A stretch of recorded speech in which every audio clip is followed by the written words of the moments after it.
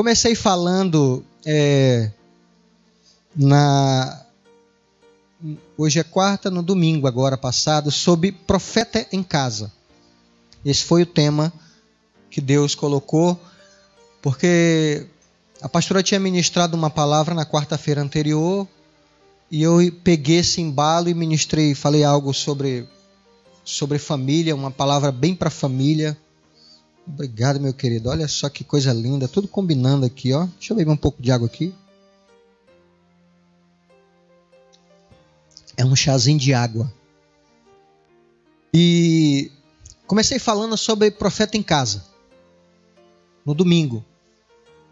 E deixei alguma coisa para hoje, nesse dia, para a gente estar encerrando.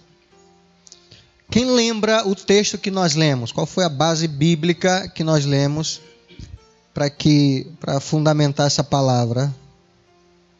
Lembra aí? Alguém lembra aí? Digita aí para nós.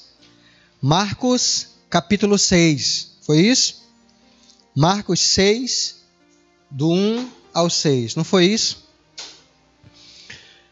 Eu quero que você hoje abra sua Bíblia em Lucas.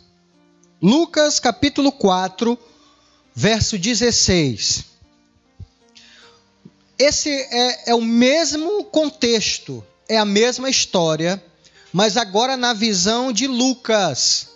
Eu quero que você abra agora, porque teve algo aqui que me chamou a atenção. Eu quero compartilhar. O mesmo texto onde Jesus volta para Nazaré, começa a pregar no templo, e ali as pessoas não reconhecem Jesus como o profeta, como o Messias, como o Salvador. Nós vimos na visão de Marcos, agora eu quero que você acompanhe comigo em Lucas capítulo 4, a partir do verso 16. Nós vamos ler alguns versículos salteados. Amém? Se você está comigo aí, diga amém, escreva amém. Eu vou começar a ler aqui. Lucas capítulo 4, verso 16, diz assim na minha versão. Jesus viajou para Nazaré, onde havia sido criado, e conforme o seu costume, num dia de sábado, entrou na sinagoga e posicionou-se em pé para fazer a leitura. Foi-lhe entregue o livro do profeta Isaías. Desenrolou, achou o lugar onde estava escrito: e o Espírito do Senhor estava sobre mim, porque ele me ungiu para pregar o evangelho aos pobres, me enviou para proclamar libertação aos prisioneiros e a recuperação da vista aos cegos, para restituir a liberdade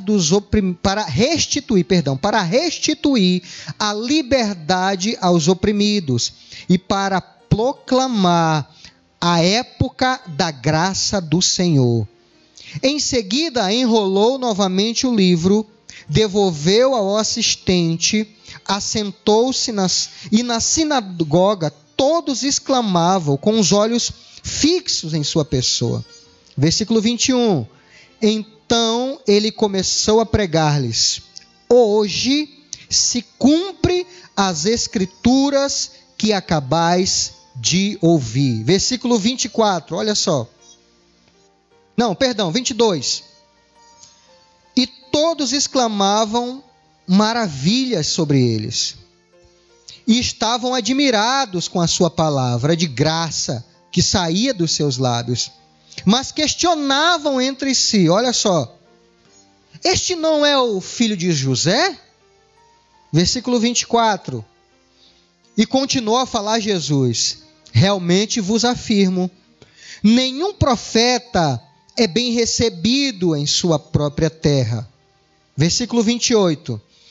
Então todos os que estavam na sinagoga foram tomados de grande raiva ao ouvirem tais palavras, e levantando-se, expulsaram Jesus da cidade, levando até o topo da colina, sobre o qual a cidade havia sido edificada, com o propósito de jogá-lo precipício abaixo. Todavia, Jesus passou por eles e seguiu o seu caminho. Diga glória a Deus. Essa é a mesma história que nós lemos quarta-feira passada em Marcos capítulo 6. Agora na visão, como eu estava dizendo, de Lucas. E eu achei interessante porque Lucas ele detalha melhor o que Jesus estava fazendo no templo. Jesus entra no templo, na sinagoga, e diz que ele dá do livro, ele abre aquele livro e ele lê um texto das Escrituras do profeta Isaías. Do profeta Isaías. Aonde ele dizia: o Espírito do Senhor está sobre mim e ele me ungiu. E aí depois de ele ler esse versículo, no versículo 21 ele diz assim, ó: então ele começou a pregar-lhes, e ele disse: hoje se cumpre as Escrituras que acabar de ouvir. Sabe o que Deus ministrou em mim nesse contexto? Preste atenção. Toda vez que vai se cumprir a palavra de Deus na sua vida, o inimigo vai tentar se levantar. Vai tentar não, o inimigo vai se levantar para tentar frustrar os projetos de Deus na sua vida. Jesus lê as Escrituras dizendo: olha, o Espírito do Senhor está sobre mim, ele me ungiu.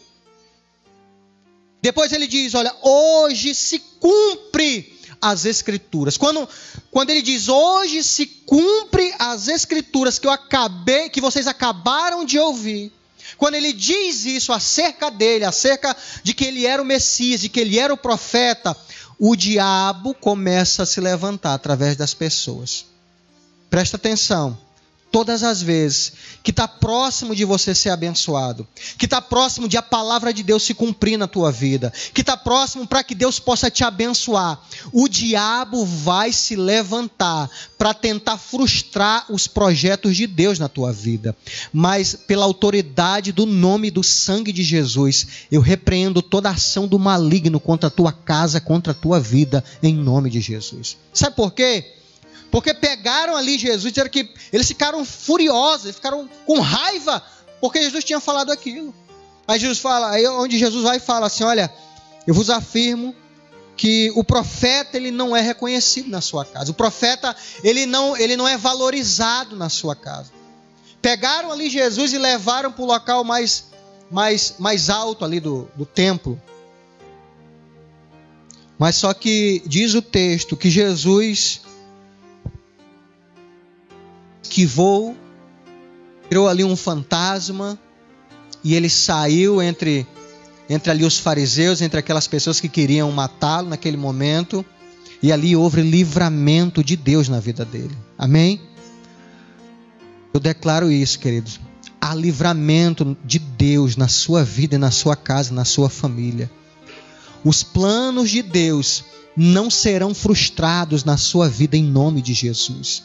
Os planos de Deus, o diabo não vai conseguir frustrar na sua vida, porque se você estiver alinhado com a promessa e a palavra do Senhor Jesus, tudo que Deus lhe prometeu, tudo que através da palavra Deus prometeu para a tua família, vai se cumprir em nome de Jesus.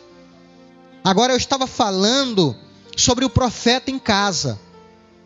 Jesus falou, olha, o que mais chama a atenção de Jesus nessa história toda é porque ele disse, olha, eles não reconhecem o profeta, eles não valorizam o profeta.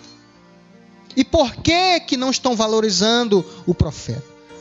Por que a necessidade de se levantar os profetas dentro de casa? Os profetas no lar, é sobre isso que eu estava falando. E no domingo passado, eu dei algumas razões para que você se levantasse como profeta na tua casa. Dei algumas razões para que Deus possa abençoar a tua família usando você como profeta na sua casa. E eu vou passar aqui bem rapidinho. A primeira razão que eu falei domingo passado, Por que Deus quer me levantar como profeta dentro da minha casa? Primeira razão: ninguém sabe das necessidades da sua casa mais do que você. Essa é uma das primeiras razões do que Deus quer te usar como profeta. Segunda razão, eu vou passar bem rapidinho porque eu já falei nisso no domingo. Segunda razão: ninguém ama mais a sua família do que você mesmo. Falei sobre isso. Apesar dos problemas, apesar das brigas, mas isso não anula o amor que você tem pela sua família. Então, mais um motivo para você se levantar como profeta na sua casa. Terceira razão: ninguém tem maior autoridade profética familiar sobre a sua família do que você mesmo. Falei que o sacerdote, o pai, tem autoridade sobre a família, a mãe tem autoridade sobre os filhos, o filho mais velho tem autoridade sobre os filhos mais novos. Existe uma autoridade profética familiar sobre a sua vida. Quarta razão: ninguém tem maior interesse de ver a sua família abençoada do que você mesmo. Ninguém mais. Ninguém mais quer ver a sua família abençoada, porque uma família abençoada é uma sociedade abençoada, é uma igreja abençoada. E, consequentemente, você como profeta é um profeta abençoado. E eu encerrei na quinta razão, que foi falando sobre profetizar sobre a família faz parte do desejo que Deus espera de nós. O problema é que nós estamos nos calando como profeta. Falei sobre isso. E Deus espera que nós nos levantemos nesse tempo para anunciar a palavra do Senhor Jesus. Para quem? Para a nossa casa, para a nossa família. Nos levantemos como profeta do nosso lar. Ah, pastor, mas aqui ninguém me vê como profeta. Aqui ninguém me reconhece. Foi o mesmo que aconteceu com Jesus.